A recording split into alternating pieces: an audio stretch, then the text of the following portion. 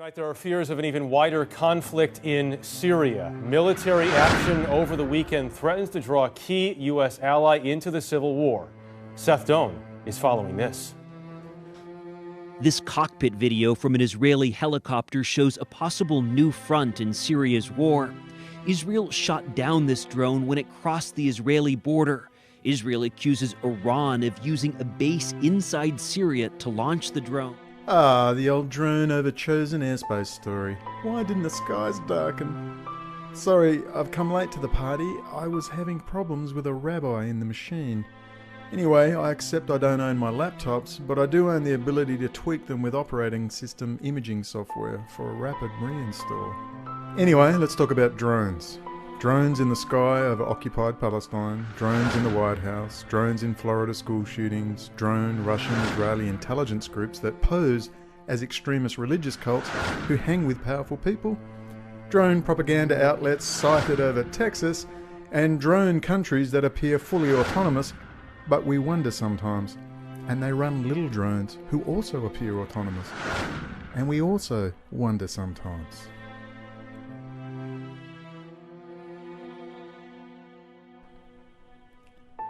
Getting back to the special skies of Israel, we can see this incredible footage shows a drone, apparently, at low level, moving fast, invading sacred chosen airspace.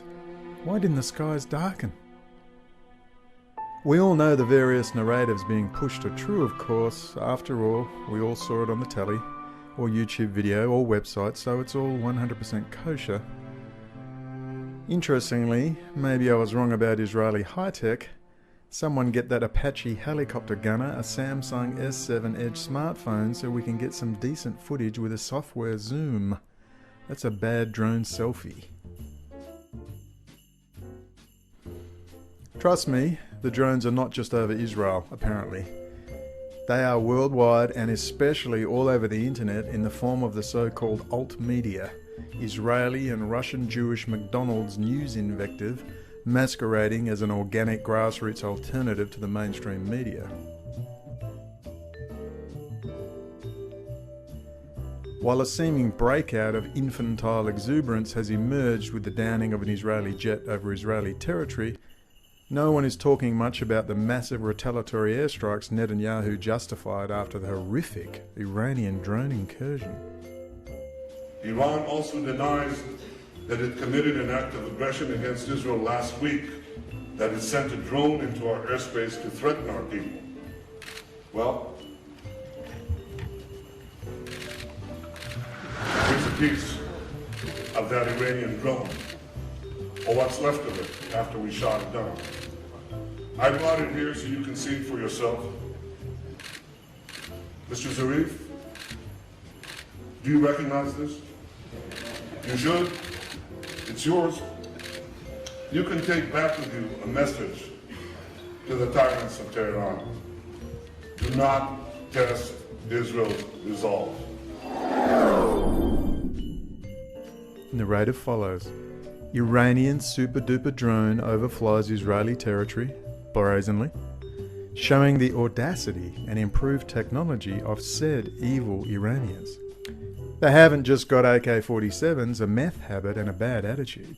They have super secret weapons straight out of the Captain America vs. Hydra weapon stash. What's more, they are building bases from which to attack the Israeli ghetto/crime bunker and put man, woman, infant and suckling to the sword, leaving alive nothing that breatheth. I beg to differ.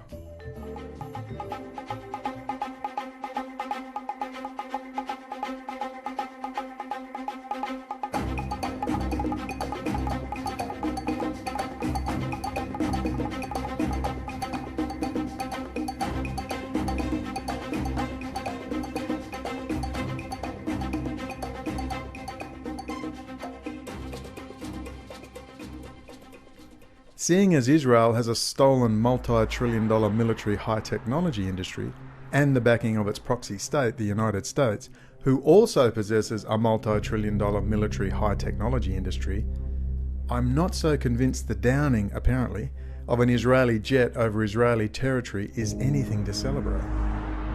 In the case of defeating Israeli supremacism and hegemony in the region, the greatest weapon to be used against Netanyahu and the gang is not a bearded man threatening to rain down 80,000 missiles on Israel and its ammonia tank farm and critical infrastructure. Bibi dreams of such a scenario. He's not scared. He can't wait.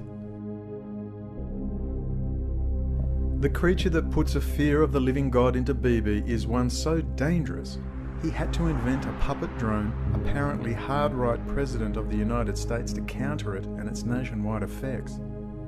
This creature sends chills down Bibi's spine at the thought of coming face to face with one at a Norman Finkelstein talk.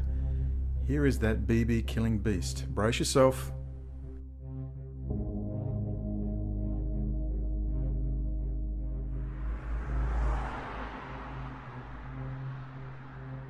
Hi. During your speech, you made a lot of references to Jewish people as well as certain people in your audience, not Jewish people in general, but certain people, especially in your audience, to Nazis.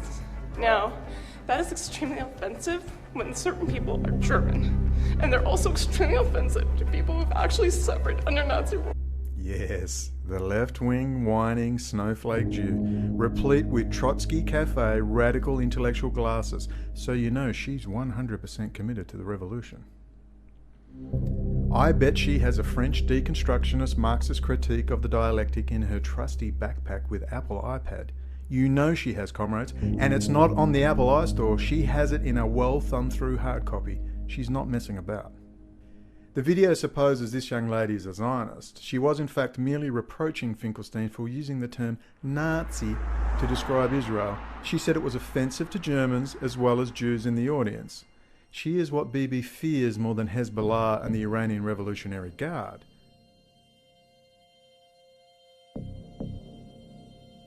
Bibi fears them so much. He and his old Special Forces buddies and US-based Israeli intelligence front-end corporate lackeys, like drug money launderer, Israeli firster Sheldon Adelson, had to build a high-tech Israeli drone all their own and put it on full remote in the White House.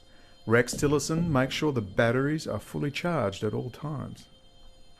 And despite all the rhetoric, no one shot down the Trump drone yet, and like the Iranian drone over Israel, we wonder if anyone is really trying hard enough to get the job done, because I swear I played that Israeli drone control truck attack on Call of Duty a few years back.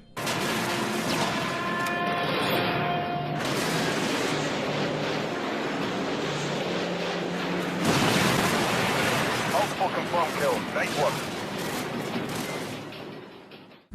Look, here. Netanyahu sums up the emerging Israeli psych warfare-produced narrative. This morning, Iran brazenly violated Israel's sovereignty. They dispatched an Iranian drone from Syrian territory into Israel, and this demonstrates that our warnings were 100% correct. Israel holds Iran and its Syrian host responsible for today's aggression. We will continue to do whatever is necessary to protect our sovereignty and our security.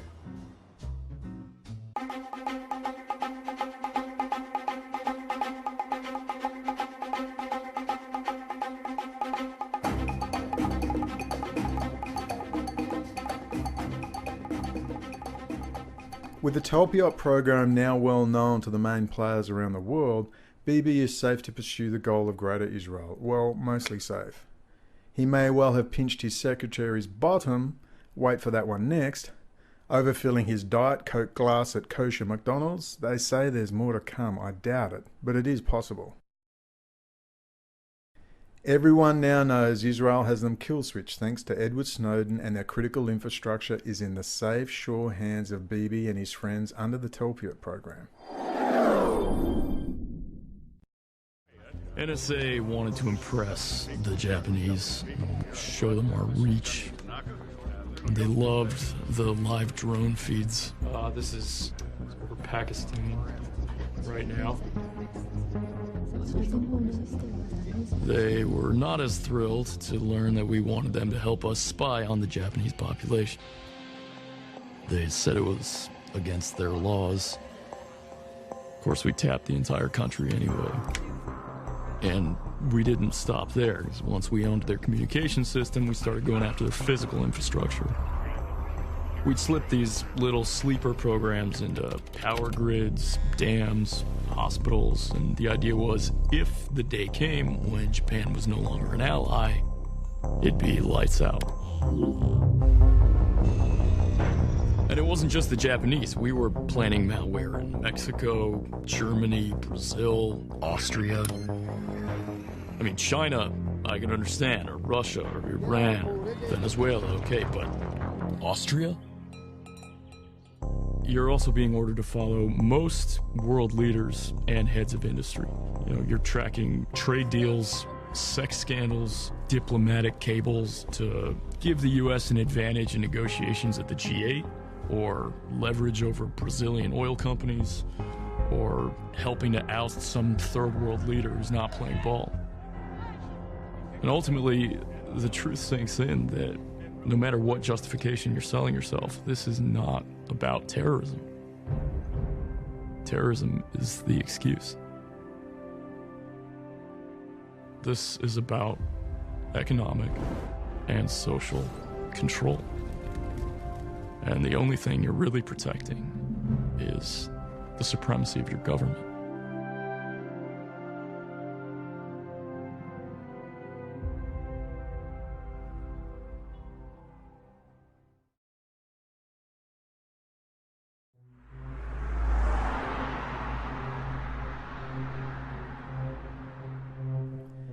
The Smart Cities program is being totally run by Israel and is the new cornerstone of their control mechanism.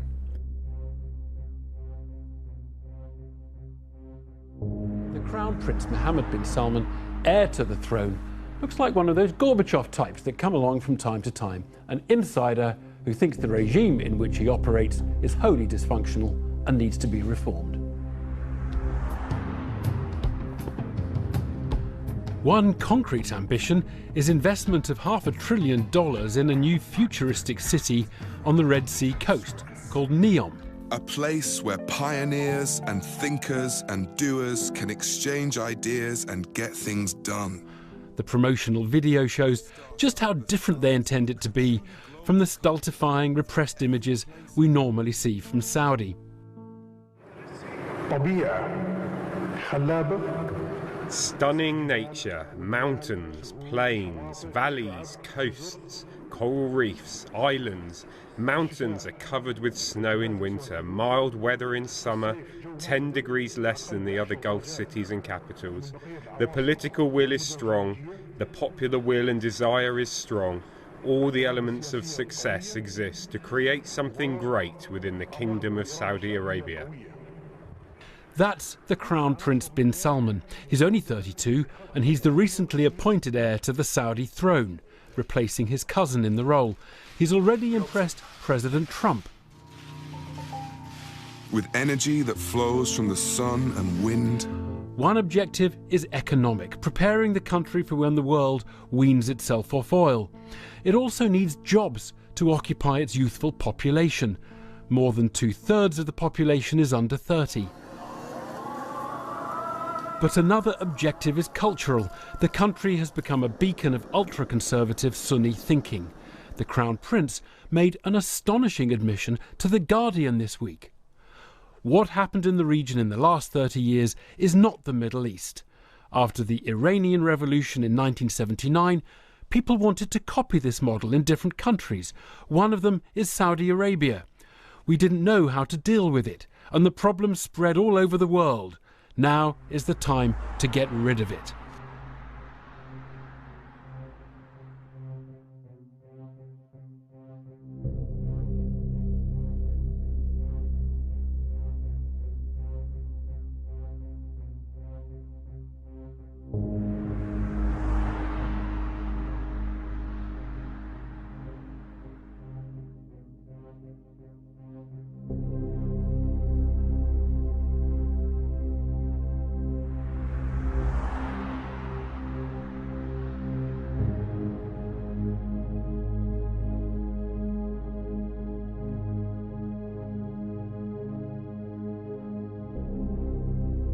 You remember those compact cities Alex Jones warned us about 15 years ago when he was slightly relevant and slightly objective? Everything is linked, from self-driving cars to power grids to water and food supplies. It's all being run from Israel, and every single country is signing on to it. Every country, no exceptions. It's a world takeover, possibly the final phase, the beast system. Someone tell Alex his best friend Bibi is running the show.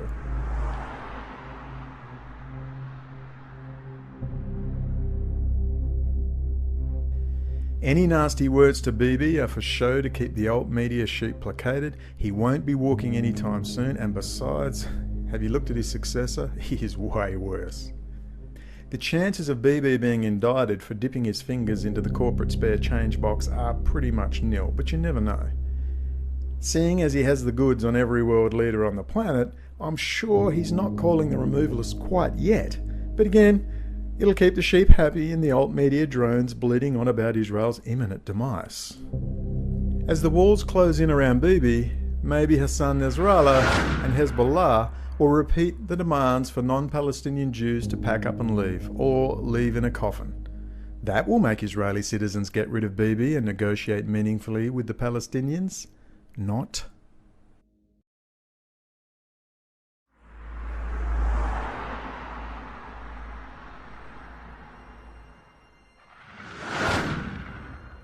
Julian Assange's great idea called WikiLeaks has now become a simple Dropbox for Israeli intelligence operating out of the US State Department in Washington, D.C. and Tel Aviv.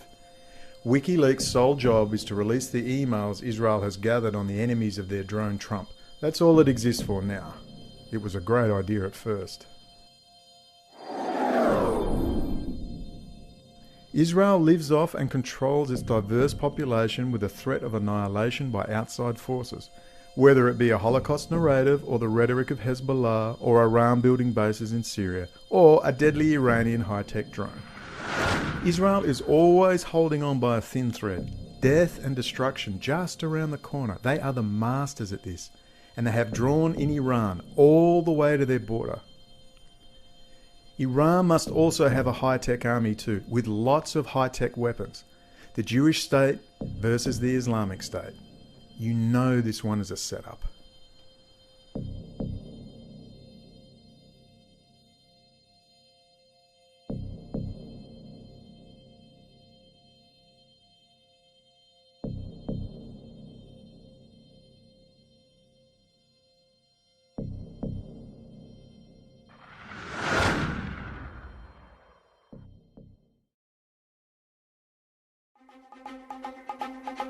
Port FC's boat. How far are we? One's right there. You're gonna pass in front of us. Whoa, right in front of us. Same altitude, alright. Whoa, we got bump. Felt that one. We got bump. 0713. So what's with the allegation of new Iran tech? What's with this drone story? How did Iran supposedly get a high-tech drone? Like most of their tech, it's given to them by Russia and also China, but some of the latest is given to them by the United States. Here's how. On the 4th of December 2011, an American Lockheed Martin RQ-170 Sentinel unmanned aerial vehicle was captured by Iranian forces near the city of Kashmir in northeastern Iran. The Iranian government announced that the UAV was brought down by its cyber warfare unit, which commandeered the aircraft and safely landed it. Initial reports from Western news sources disputed this claim and claimed that it had actually been shot down. The United States government initially denied the claims at all, but later President Obama acknowledged that the aircraft downed was a US drone and requested that Iran return it. The drone appeared to be largely intact except for possible minor damage on its left wing. Dan Gurr, an analyst at the Lexington Institute, stated the largely intact airframe ruled out the possibility of an engine or navigational malfunction. Quote, either this was a cyber electronic warfare attack system that brought the UAV down, or it was a glitch in the command and control system. End quote. Whatever the exact details, Iran got a hold of one of the United States' most advanced stealth drones. Oh dear. Why haven't the skies darkened? I bet Lockheed was severely punished and hauled over the coals for the loss of their most advanced drone. Well, according to industry insider Mudge, in fact, they will undoubtedly be rewarded for losing a piece of ultra-secret high technology with another contract to beat the tech they just, quote-unquote, lost to Iran. You see, this is the game. Arming your enemies, puffing them up, and leading them down the garden path just before you blow them to kingdom come. Please consult Professor Anthony Sutton and his extensive works on Wall Street and the rise of Hitler, and his massive volumes dealing with the arming of the Soviet Union and supplying the latest technology to them, including whole factories. Let Mudge or Peter Zatko give us a little lowdown on what he has found in dealing with US defense contractors and their lax attitude to security. He has some theories about their attitude and why they continue to ignore cybersecurity issues raised by their sysadmins. This is a 2013 DEF CON lecture, 5 years ago. DEF CON is a yearly get-together of generally white-hat hackers, a lot of whom work for government agencies like DARPA and large corporations. Just for giggles, here's Mudge as well from 1998, appearing before a US Senate hearing committee on internet security. Nice haircut. The title of the talk is Unexpected Stories from a Hacker Inside the Government, a 5-minute extract.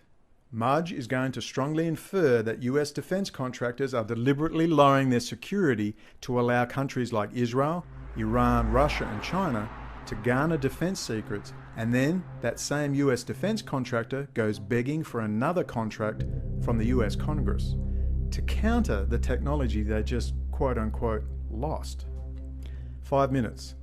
This is actually explosive detail that should be front-page news considering Peter Zatko's standing in the cybersecurity world. So this talk is called Game Theory's a Bitch. I was having dinner with, a lot of these stories are because I'm outside having dinner somewhere. I don't cook. I was having dinner with an old friend, and his company goes in and cleans up APT after, big well-known names get compromised, in particular, whether they're government contractors or commercial organizations. And he posed a really interesting hypotheticals because we were just shooting the crap back and forth. And he said, hey, what do you think about the following chain of events? First, RSA gets compromised. Networks defended by their tools are vulnerable, and as a result, a defense contractor gets compromised.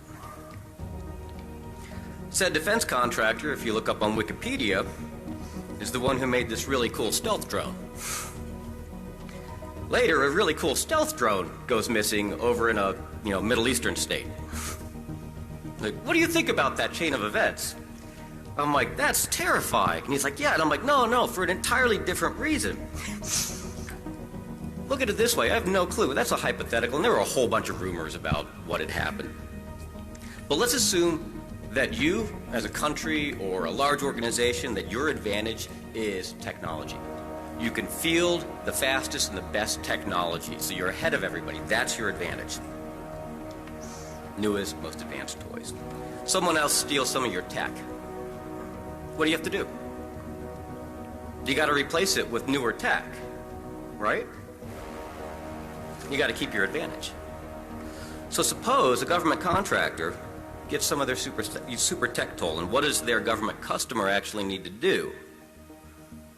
Well, the government in that case, and this is all a game theory hypothetical, need to pay someone to make the next version so that the people who just stole it don't achieve parity, so that they're not even. They could go to some other government contractor because, of course, the one in question just lost everything, but they actually most likely won't. And here's probably why. The initial contract for very expensive research efforts can take a long time to put in place. You're talking over a year, sometimes longer than, sometimes you measure it in years rather than months. That was part of the coolness of CFT, is that we were measuring that in days. Imagine if you're under something, sequestration is what we're under now, it can take even longer. So if a government agency wanted to start a new program to replace tech, so that's essentially starting the same program to do the same thing that you were already paying somebody to do, it's tough to get permission to do that. Because you got to go justify taxpayer money, and like, we just gave you the money to do that. And B, when you spin it back up, you're going to have to redo a lot of work. You're going to have to redo the contracting that you already had in place. You're going to have to spin people up to speed on management side. You're going to have to respin up the tech side, and you've spent years putting that in place. So why wouldn't you just go back to the people that you already have a relationship with, already have a contract with? They already know what they lost, or maybe you know what they lost and stuff, and you can tell them because they're your customer. So you just pay them to give you the next thing. Remember, they're not financially incentivized to go fix how they were actually compromised in the first place or clean it up. Because staying with a really familiar solution or situation is comfortable, which makes us a trap that a government funding source can actually be particularly susceptible to.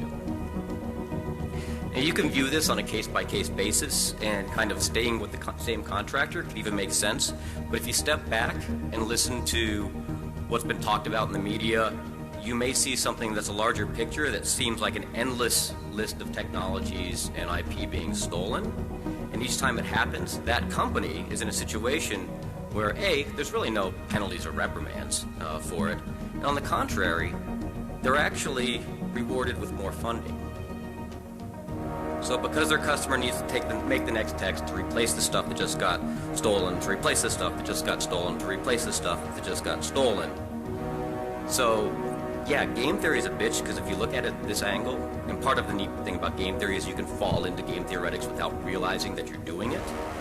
Government contractors can actually be in a situation, or are actually in a situation, that they're financially incentivized in some places not to listen to their network sysadmins and not actually to really deal with the problem, perhaps the way with the drastic changes that need to be made.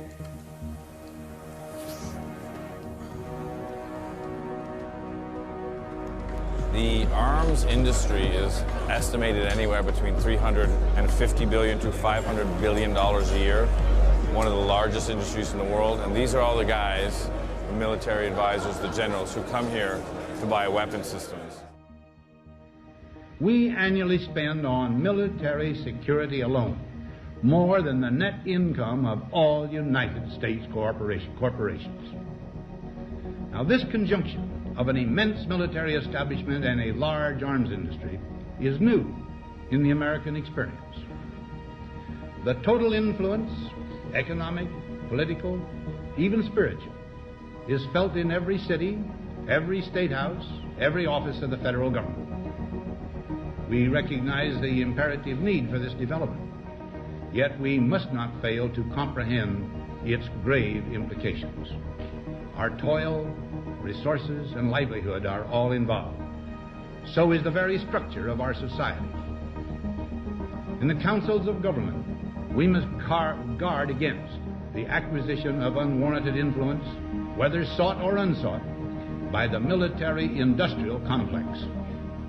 The potential for the disastrous rise of misplaced power exists and will persist.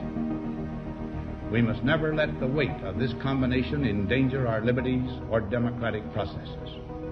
We should take nothing for granted.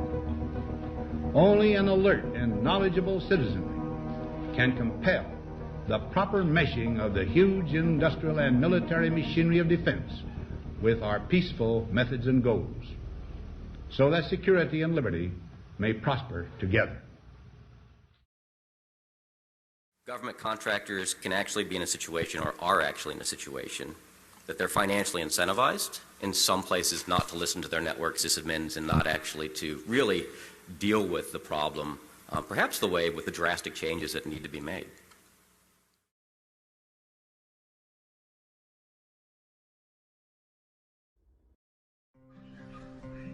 I'm a firefighter. A teacher. I'm a farmer. A manager. I'm a barber. A waitress. A student. A mom. A concerned citizen. We're all part of your community. Every day brings surprises. Flat tire. Midday traffic. Out-of-control Jewish neocons. There's always something unexpected. And honestly, that's fine. It's when you experience a moment of uncertainty. Something you know shouldn't be there. Or someone's behavior that doesn't seem quite right. These are the moments to take a pause. Because if something doesn't feel right, it's probably not. It's not about paranoia. Or being afraid. It's about standing up and protecting our communities. One detail at a time. Because a lot of little details can become a pattern. We We trust our instincts. just like you should. Because only you know what's not supposed to be in your everyday. We all play a role in keeping our communities safe. So protect your everyday. If you see something suspicious, say something to local authorities. Hello. It is the 29th of July. It's 10:09 p.m., which means in Washington, D.C. it's around 9. So, let us now ring and hopefully it's going to work. Let's see.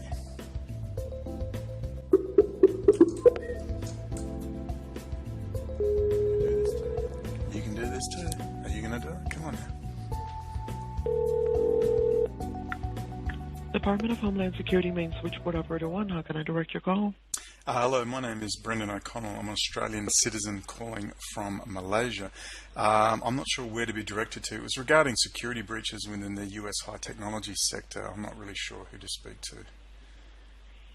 Okay, so you're calling for to leave a tip or information, or? Okay. All right, hold on. I'm going to transfer you to the tip line. One moment, please. Thank you. You have reached the Homeland Security Investigations tip line. If you have a life or death emergency, please hang up and dial 911. National Security, press 4. To report. Let's report these Zionist terrorists. Let's go. Let's rock. Yes. Security Investigations tip line. G'day, my name Hello? Hello, can you hear me? I can. What would you like to report? My name is Brendon O'Connell. I'm an Australian citizen. I'm calling from Malaysia. I've had previous interactions with the Australian government, including the head of counter-terrorism in Western Australia, Inspector Barry Shelton. It's regarding Israeli spying and passing on US high technology to Russia. Well, if you, I mean, you can do it online and send it to us, and then we can send it to the right people. I mean, it could go to an attaché. It could go, I don't know, to headquarters, you know, in Washington. If you just go, it sounds like you have a lot of information. If you go to www.ice.gov, ice.gov, above that, report crimes. Yes, sorry. Yeah, it's kind of hidden up there. So see the email. So if you click on email, you can submit it. I mean, you could tell me over the phone, but it sounds pretty complicated. I mean, I don't know how I'll do it. Well, I think for the record, just for you. This issue has been around for some time. Phil Giraldi used to have lunch with a friend of mine. Phil Giraldi was a former counterintelligence officer attached to the Turkish embassy. And Phil Giraldi's on C-SPAN. He's quite well known. One other very good reason why Israel should not receive billions of dollars in military assistance annually is its persistent espionage against the United States.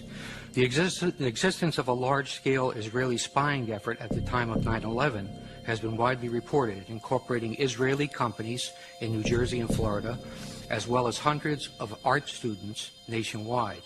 5 Israelis from one of the companies were observed celebrating against the backdrop of the Twin Towers going down. Israel, where government and business work hand in hand, has obtained significant advantage by systematically stealing American technology with both military and civilian applications. The U.S. developed technology is then reverse engineered and used by the Israelis to support their own exports. Sometimes when the technology is military in nature and winds up in the hands of an adversary, the consequences are serious. Israel has sold advanced weapon systems to China that are believed to incorporate technology developed by American companies, including the Python 3 air-to-air missile and the Delilah cruise missile. There is evidence that Israel has also stolen Patriot missile avionics to incorporate into its own Arrow system, and that it used U.S. technology obtained in its Lavi fighter development program, which was funded by U.S. taxpayers, to help the Chinese develop their own J-10. The reality of Israeli spying is indisputable. I might cite the names of Jonathan Pollard, Ben Ami Kaddish, Stuart Nozet, and Larry Franklin as spies for Israel have been caught, but they are only the tip of the iceberg. Israel always features prominently in the annual FBI report called Foreign Economic Collection and Economic and Industrial Collection. The 2005 report states, Israel has an active program to gather proprietary information within the United States. These collection activities are primarily directed at obtaining information on military systems and advanced computing applications that can be used in Israel's sizable armaments industry. It adds that Israel recruits spies, uses electronic methods, and carries out computer intrusion to gain the information. A 1996 Defense Investigative Service report noted that Israel has great success stealing technology by exploiting the numerous co-production projects that it has with the Pentagon. It says, placing Israeli nationals in key industries is a technique utilized with great success. A General Accounting Office examination of espionage directed against American defense and security industries described how Israeli citizens residing in the U.S. have stolen sensitive technology to manufacture artillery gun tubes, obtained classified plans for reconnaissance systems, and passed sensitive aerospace designs to unauthorized users. Assure me many of the technicians, particularly the electrical engineering and really PhDs in all sorts of areas, and engineers are actually Russians, many of whom are not even Jewish. They don't even identify as Jewish at all. But the last 20 years, the Israeli government has been encouraging them to come in, and they are basically running the Israeli high technology sector. Now, I don't know if you're aware, but the most advanced CPU fabrication factory in the world, Intel, is actually in Israel, in Eragot, Israel. And this basically, Russians have the full run of the place, considering that Russia is on selling all sorts of stuff to places like, even though it's quite public how actual government departments, how woefully underinformed they are about the close relationship between Russia and Israel over the last 20 years. And that literally you've just dumped the F-35, one of the most advanced multi-role aircraft, into Israel's arms, and now the technicians running over that in places like Elbit Systems, which are modifying the helmet for the F-35, they're modifying the screens for the F-35, its multifunction displays, are actually populated by Russian technicians. And they brag that most of them don't learn Hebrew, don't identify as Jewish, and they're literally running backwards and forwards from Israel to Russia. And the One Belt, One Road agreement that's been agreed to between... Oh, I've been cut off.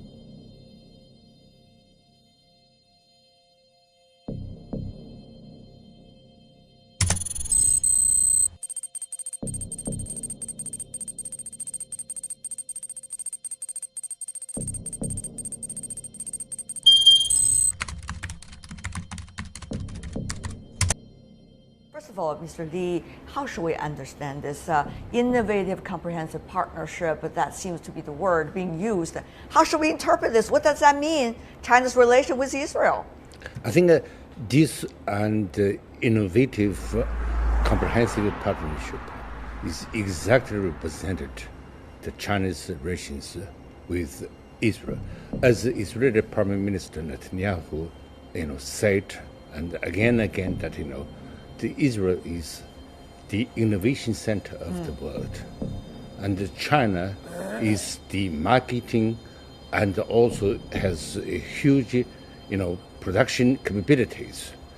If China's this kind of production capabilities, and also the marketing capability, and combined with the innovation, which is really has the advantage.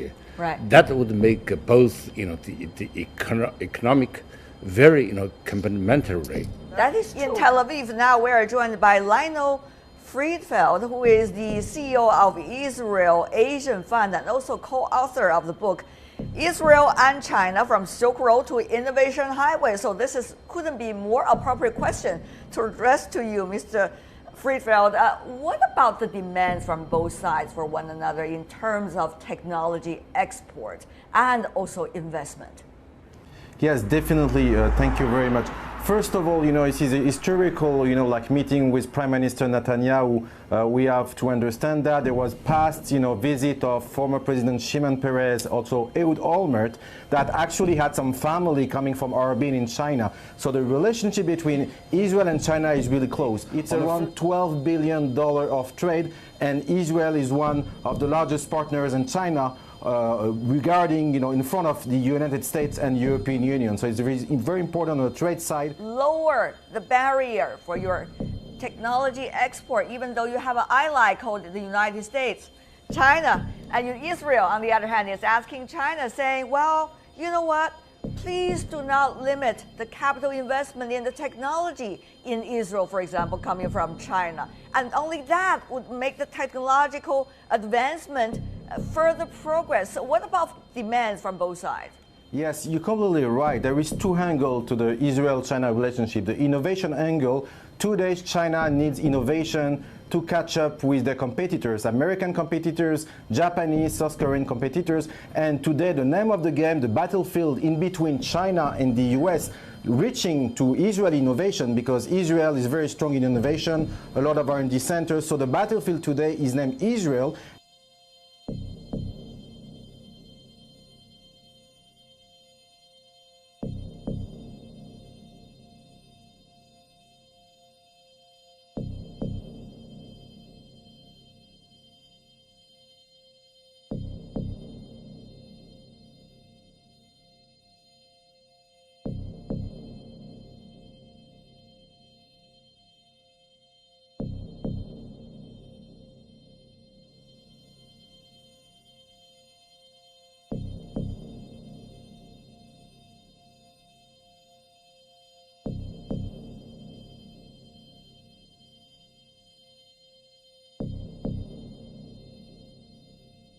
One other very good reason why Israel should not receive billions of dollars in military assistance annually is its persistent espionage against the United States. The 2005 report states, Israel has an active program to gather proprietary information within the United States.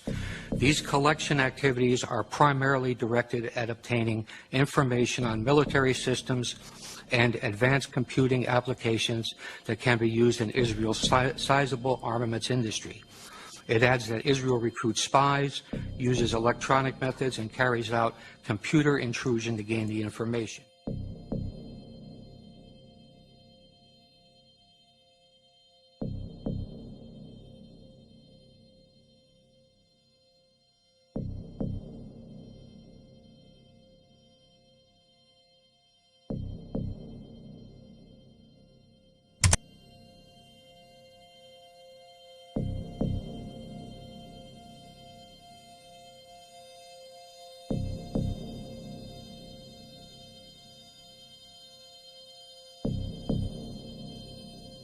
So the relationship between Israel and China is really close. It's around $12 billion of trade, and Israel is one of the largest partners in China regarding, in front of the United States and European Union. So it's very important on the trade side.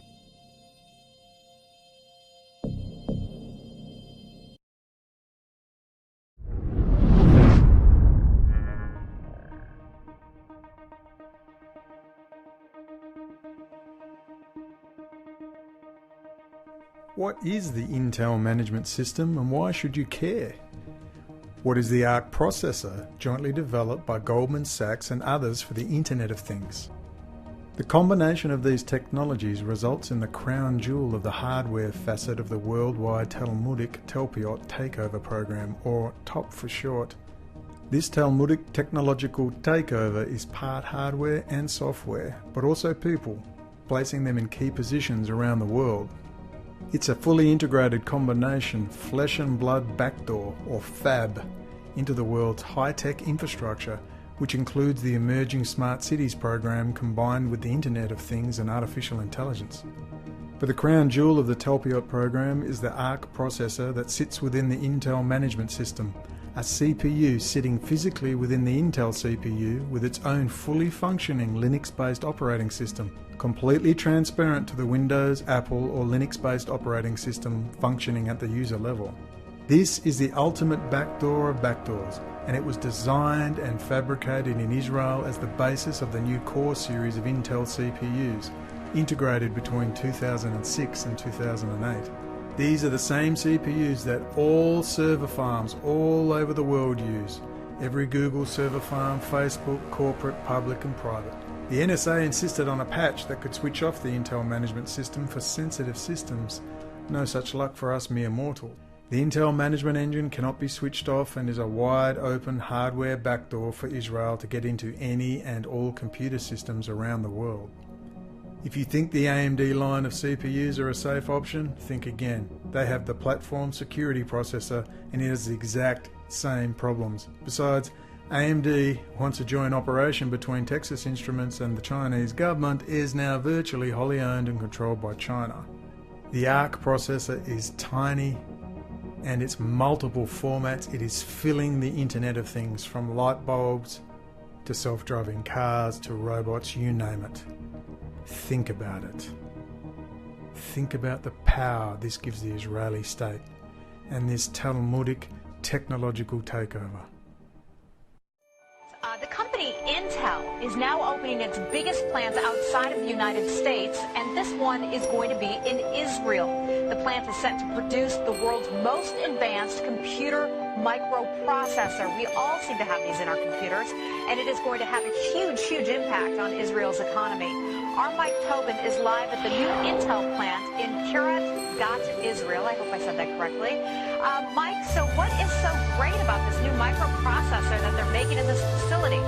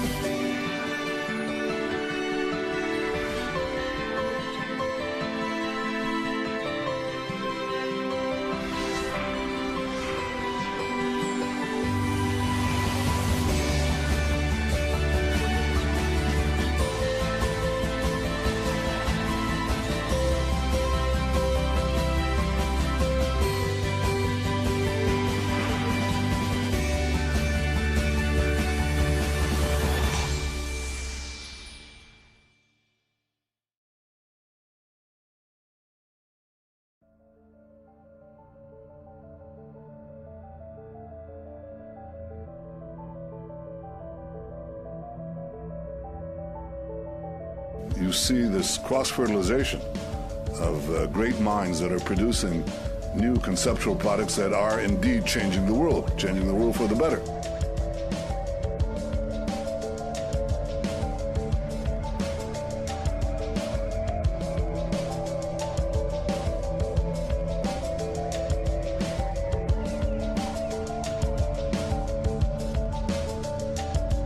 They don't want to tell us that the other thing besides cameras that they can put on it is rockets, and that's the main thing that people are buying it for, but you'll never hear an Israeli official admit that. There are like 24 drones in here. I think this is what the future is going to feel like when Skynet takes over and they become self-aware. We designed them to be trusted with our homes, with our way of life, with our world. But did we design them to be trusted? The rollout of USR's new generation of robot, the NS-5, was marred by the death of designer Alfred Lanning. Identified. Murder's a new trick for a robot. Respond. He don't murder him! We're gonna miss the good old days. What good old days? When people were killed by other people. My robots don't kill people. That thing threw somebody out of a window. Is that registering with you? A robot cannot harm a human being. And you trust them if you want to. We look to robots for protection. Imagine the loss of all that we've gained because of an irrational paranoia. Does thinking you're the last sane man on the face of the earth make you crazy? Because if it does, maybe I am. Maybe you can be looking in the shadows all the time.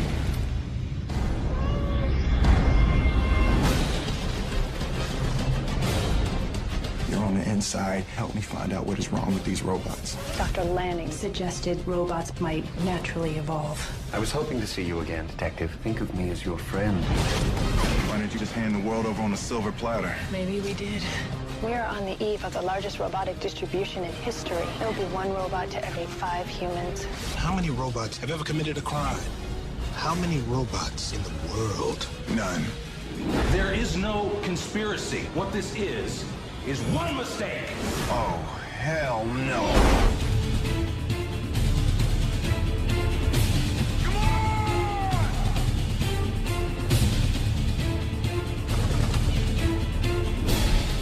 Somehow, I told you so just doesn't quite say it. Get off my car!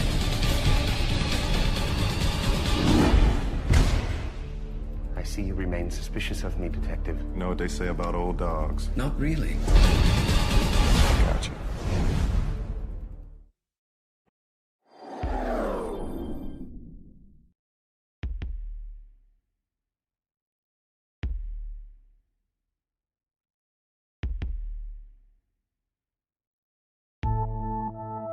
Journalist Michael Hastings died in a fiery car crash in Los Angeles this morning. Now some are asking if there is more to his death than meets the eye. Police say he was going more than 100 miles an hour. Okay, what we see is a car going across the screen, 3 explosions at the very end. Good afternoon. Right, so we've been hearing a lot today about the importance of improving computer security. As Dan just alluded to, though, it's not just traditional computers that we need to worry about. There are many other kinds of systems as well. The slide that's been omitted showed a result of the researchers at UCSD and the University of Washington hacking into the dashboard display of a typical American sedan, making it show that the car was going 140 miles an hour while in park. Drilling down a little bit, modern vehicles consist of between 30 and 100 embedded control units, which are essentially small computers connected via a CAN bus.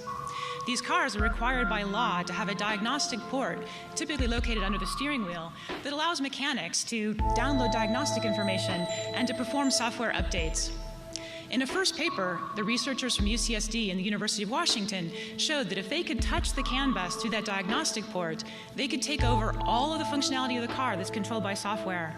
And in a modern automobile, that's pretty much everything. These attacks involved infecting the computers in the repair shop and then having that infection spread to the car through the diagnostic port, or hacking in through the Bluetooth system, or using the cell phone network to break in through the telematics unit that's normally used to provide roadside assistance. The most ingenious attack, though, used the stereo system in the car. The researchers were able to craft an electronic version of a song that played just fine in your home stereo system or on your personal computer. But when you put that on a CD and played it in the car CD player, it took over total control of your automobile. Yeah, right. Pretty scary, huh?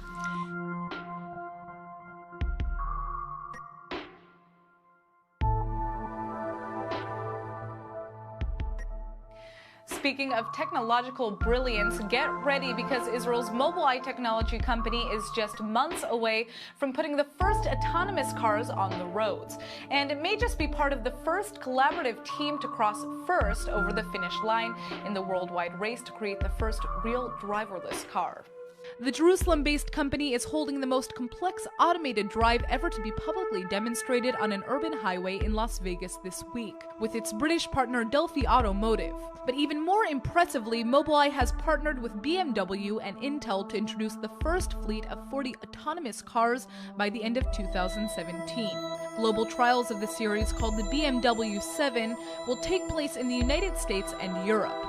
Mobileye is supplying its advanced high-performance computer vision processors to the endeavor. The Israeli tech firm is also using its reinforcement learning algorithms to design additional sensors and driving policies to provide models with artificial intelligence that's necessary to navigate complex driving situations. Trevor Rees-Jones's lawyers wanted the inquiry to consider whether the Ritz and the firm that owned the Mercedes Etoile limousine might have been negligent. The Mercedes Diana used had been stolen 3 months earlier and its electronics ripped out. Had the repairs been properly carried out? You see this cross-fertilization of great minds that are producing new conceptual products that are indeed changing the world for the better. Robots attacked my car. What robots? Look in the tunnel. When I just came from that tunnel, then what robots are you talking about? The goddamn robots, John! You know, somehow, I told you so just doesn't quite say it.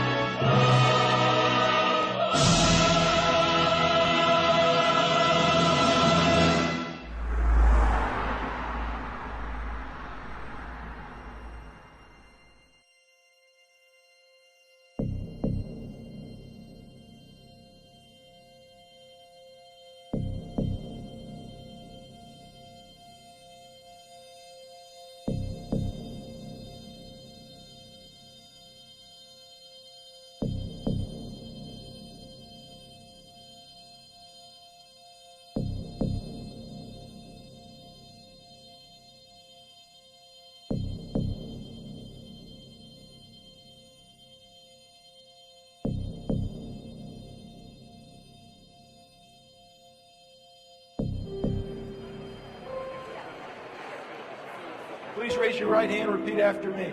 I state your full name. Do solemnly swear that I will support and defend the Constitution of the United States against all enemies, foreign and domestic, and that I will bear true faith and allegiance to the same.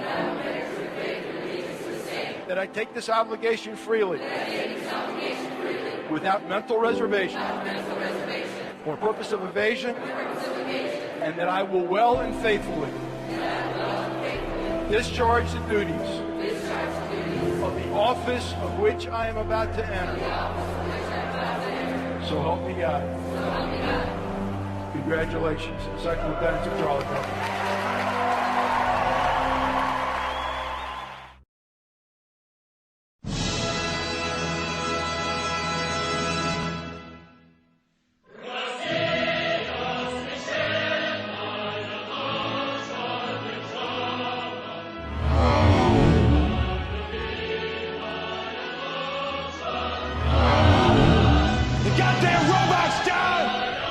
You know, somehow, I told you so just doesn't quite say it.